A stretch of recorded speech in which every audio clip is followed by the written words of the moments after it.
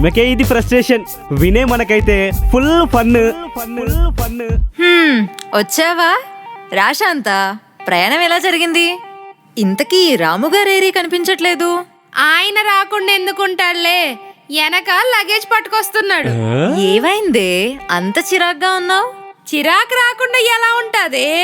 ఎప్పుడో పుష్కరాలకోసారి ఇలా అందరిని కలుద్దామని బయటకు వస్తాము.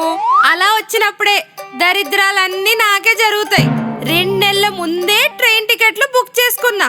అమ్మయ్య విండో సీట్ వచ్చిందని ఎంతో మురిసిపోయా.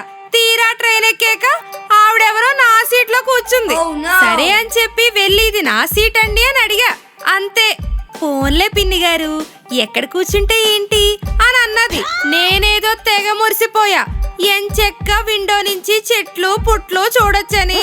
ఎన్నిసార్లు అడిగినా విండో సీట్ ఇచ్చి చావదే.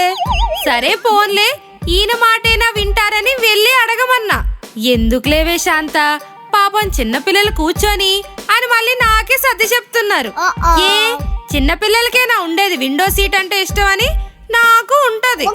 ఈయన అర్థం చేసుకోరు. ఇంకా నాకు చిరాకొచ్చి ఆవిడ్ని కోపంగా చూస్తుంటే తీరా ఆవిడ మామిడి పళ్ళని చెప్పి పనస్తోళ్ళని చెప్పి నాతోటే మాట్లాడుతుంది. ఏంటో ప్రశాంతంగా ప్రయాణాలు కూడా చేయనివ్వట్లేదు. ఈమెకే ఇది ఫ్రస్ట్రేషన్, వినే మనకైతే ఫుల్ ఫన్.